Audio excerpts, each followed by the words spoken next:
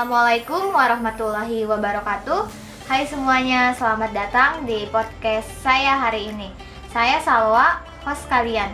Dan seperti biasa, kita akan membahas topik yang tidak hanya relevan dengan kehidupan sehari-hari, tetapi juga sangat penting bagi kita sebagai seorang muslim. Hari ini, kita akan berbicara tentang sesuatu yang erat kaitannya dengan aktivitas sehari-hari kita, yaitu etika masyarakat digital menurut ajaran agama Islam. Dunia digital telah menjadi bagian yang tidak terpisahkan dari kehidupan kita. Setiap hari, kita menghabiskan waktu di media sosial, membaca berita, menonton video, atau bahkan berdiskusi di berbagai platform online. Dunia digital membuka peluang besar untuk komunikasi dan berbagai informasi. Tetapi pada saat yang sama, ia juga membawa banyak tantangan, terutama dalam menjaga etika dan nilai-nilai agama. Sebagai seorang muslim, penting bagi kita untuk menyadari bahwa segala yang kita lakukan di dunia maya juga memiliki konsekuensi, tidak hanya di dunia ini, tetapi juga di akhirat kelak.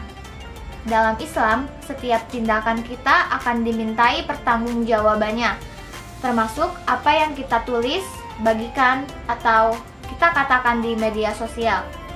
Karena itulah kita harus memahami bagaimana menjaga etika digital sesuai dengan ajaran Islam.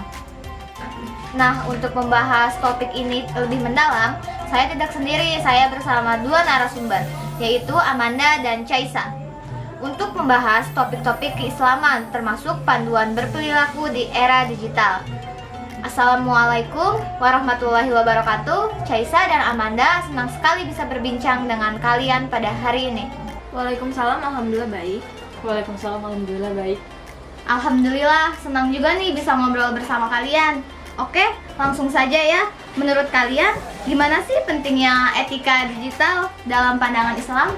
Ya, tema yang sangat bagus ya teman-teman ya, membahas tentang media digital. Etika digital itu memang sangat penting teman-teman.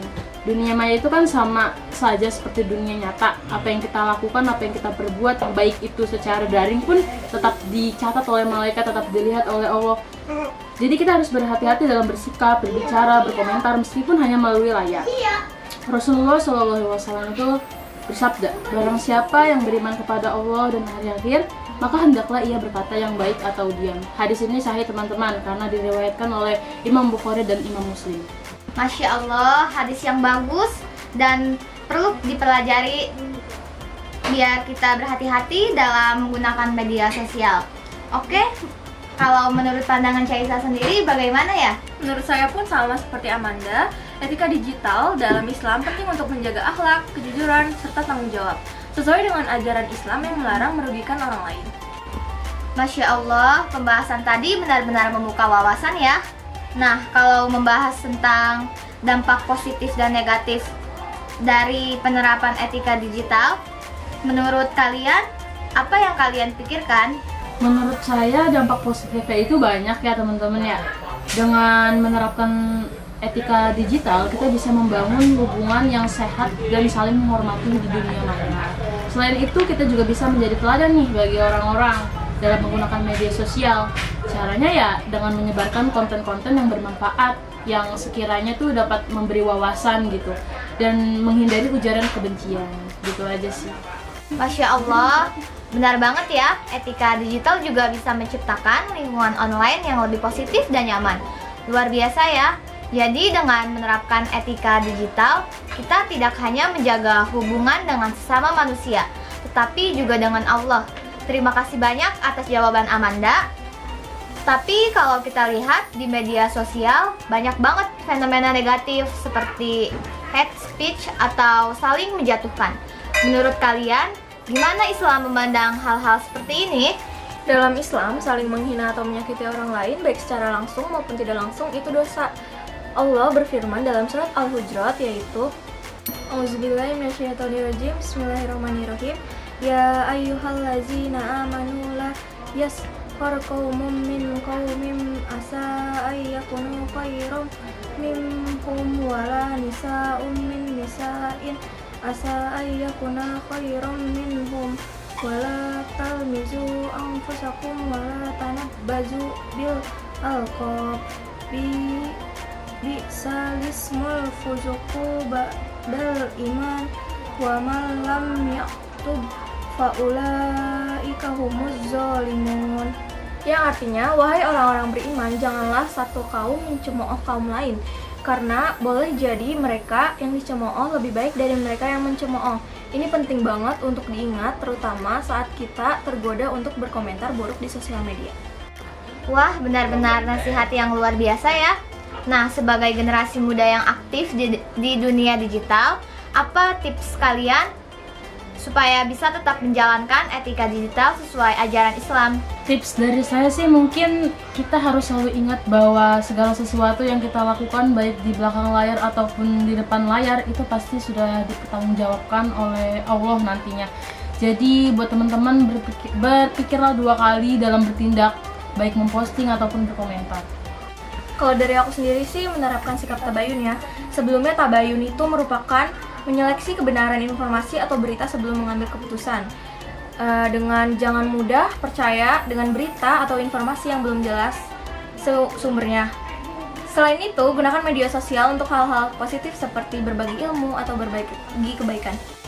Wah, terima kasih ya atas tipsnya Amanda dan Caisa. Nah, berbicara tentang media sosial, menurut kalian, apa harapan kalian sebagai perwakilan anak Gen Z terhadap perkembangan media sosial ke depannya, khususnya dalam konteks etika digital menurut ajaran Islam? Harapannya semoga media sosial ke depannya bisa menjadi platform yang menekankan pada kebermanfaatan daripada sekedar mencari sensasi ya, atau viralnya dunia maya semata. Dengan demikian, penggunaannya itu juga dapat menghasilkan kemaslahatan bagi kehidupan bermasyarakat. Saya harap juga media sosial dapat menjadi sarana yang efektif untuk menyebarkan dakwah dan nilai-nilai moral dalam Islam.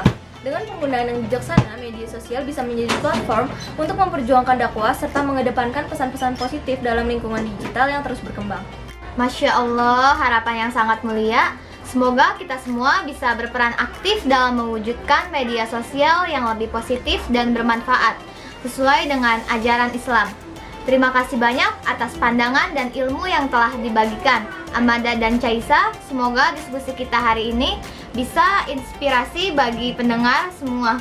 Wassalamualaikum warahmatullahi wabarakatuh. Sama-sama untuk Salwa dan teman-teman semua. Terima kasih yang sudah menonton. Semoga dapat menginspirasi tentunya bagi kalian semua dan lebih bijak lagi dalam bermedia sosial.